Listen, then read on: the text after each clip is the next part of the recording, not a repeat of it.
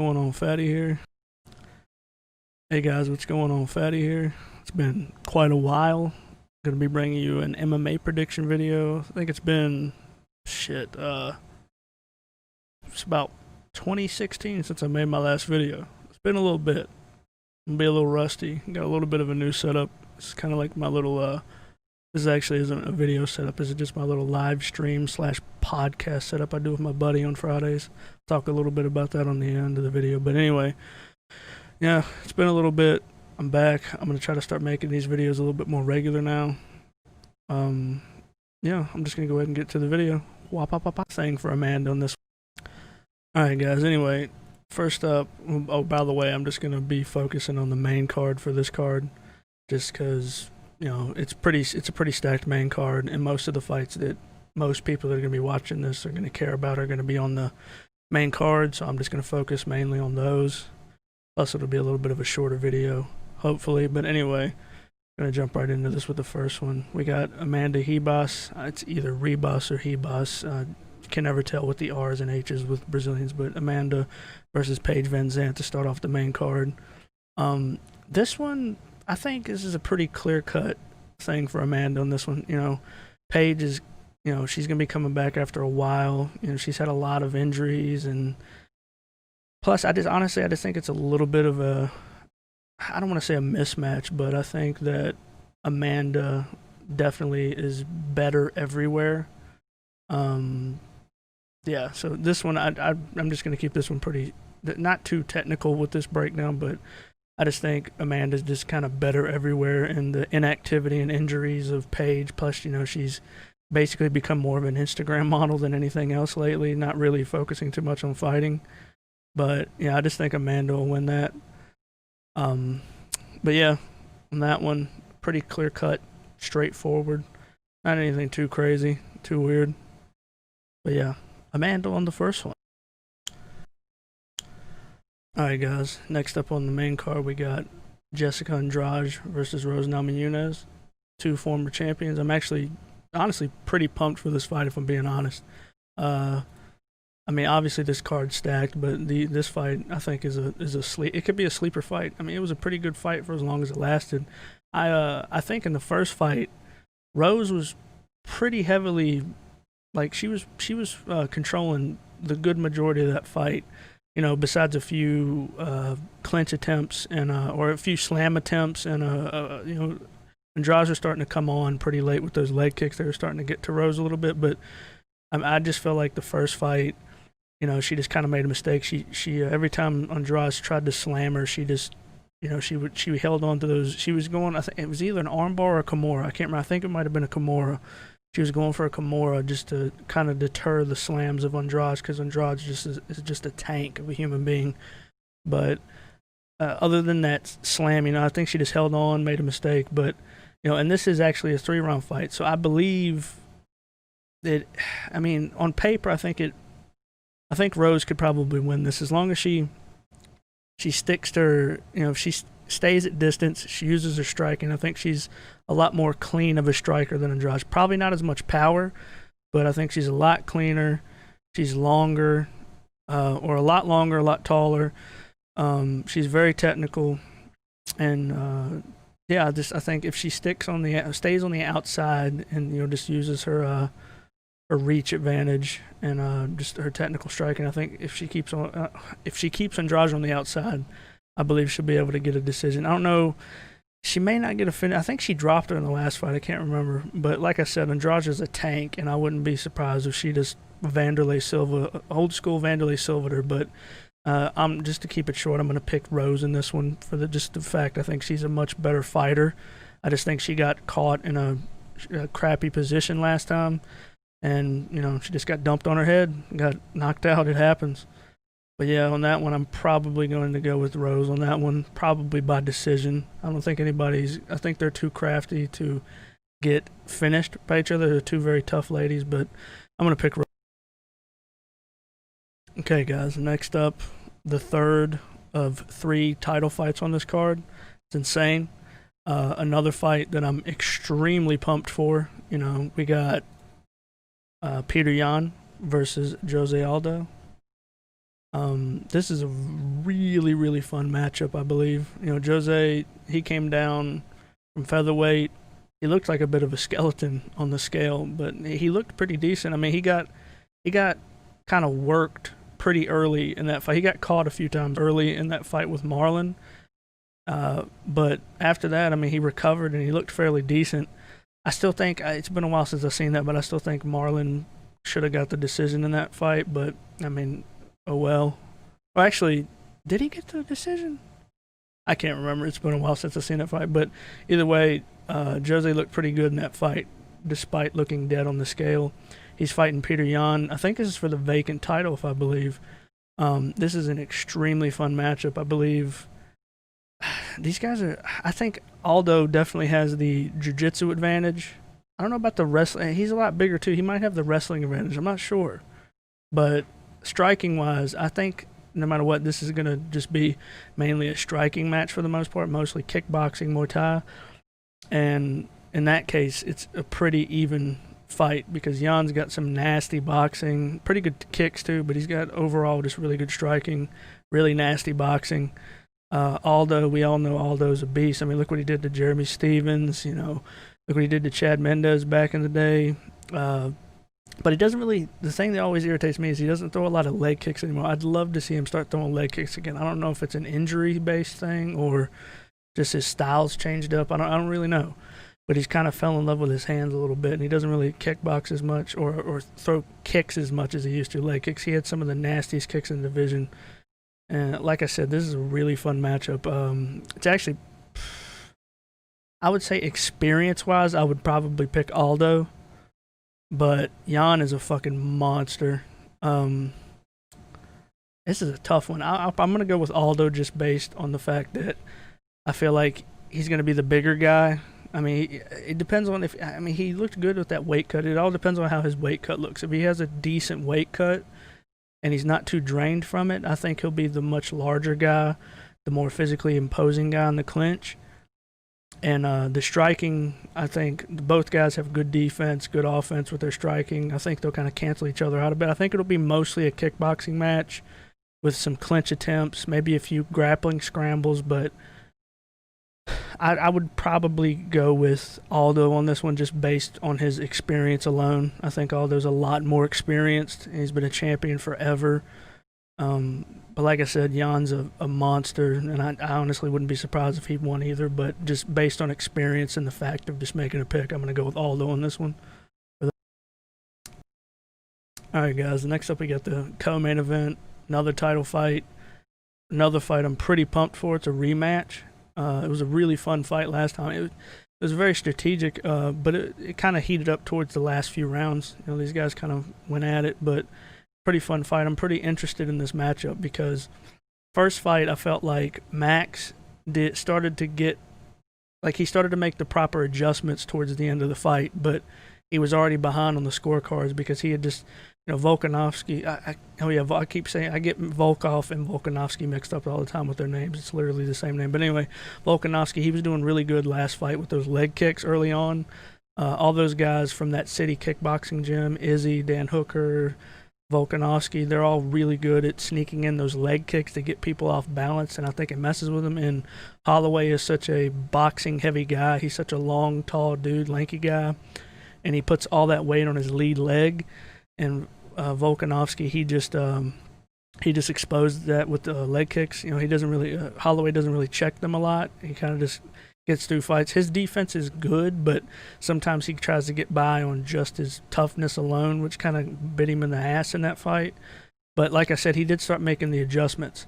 So this fight, you know, and when it comes to the grappling, Volkanovski is a tank, but Max has some of the best takedown defense in that division, if not the best. He's so good at breaking grips against the cage. He's so good at making separation. He's so hard to take down and hold down, too. He's slick as hell. But so I think for the most part in the last fight, he was able to fend off basically all but like maybe one, I think. It's been a while, but one, I think, of Volkanovski's attempts. So the grappling, I think, will be nullified. I think this will be another one of those fights. It's going to be mainly a striking match.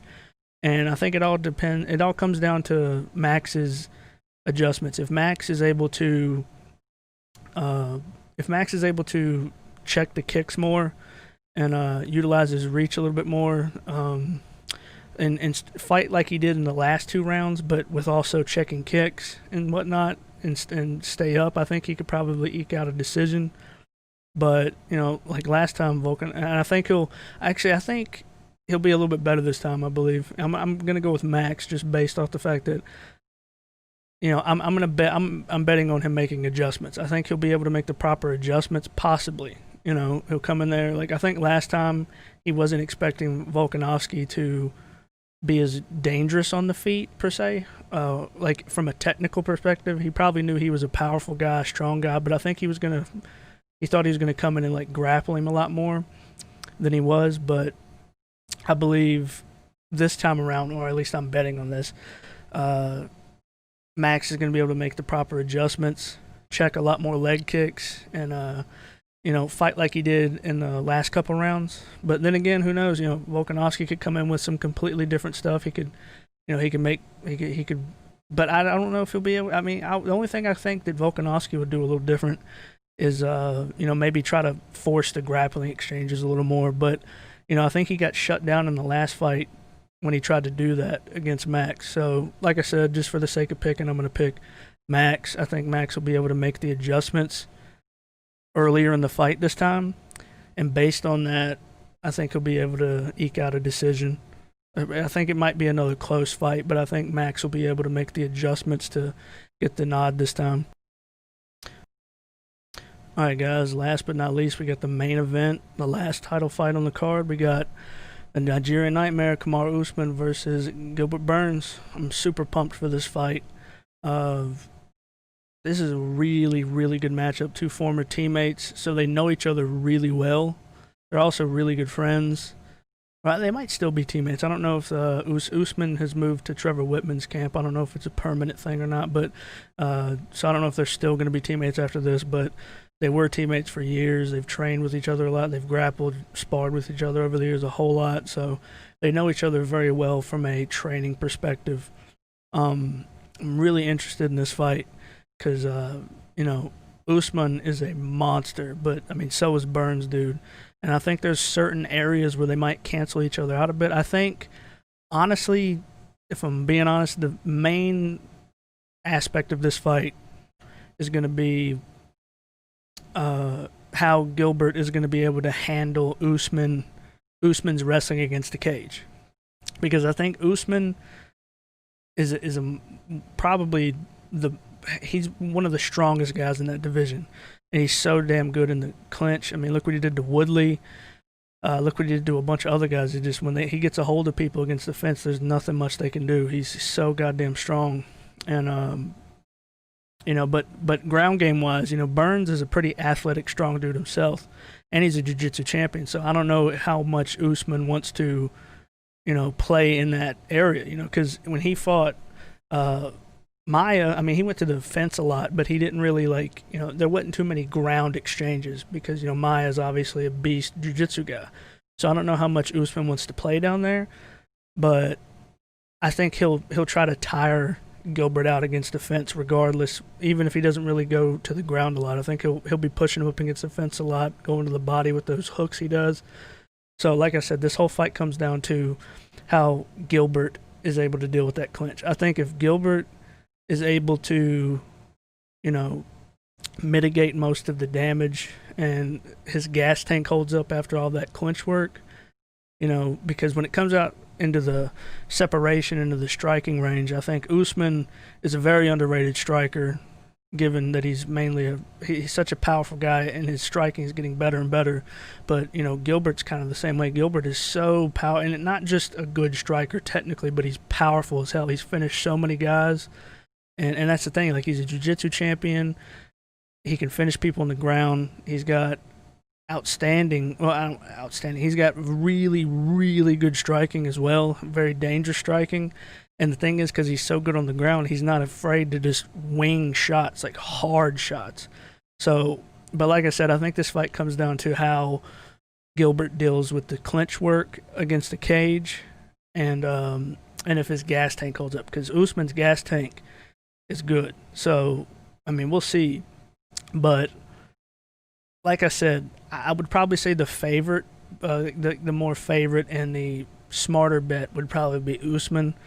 Uh, just based off experience and on paper, Usman's probably smarter to pick, but I really like Gilbert Burns. I think I like his style. He's got really nasty striking, dangerous striking. He's got really dangerous, slick jiu-jitsu. He's a very well-rounded guy.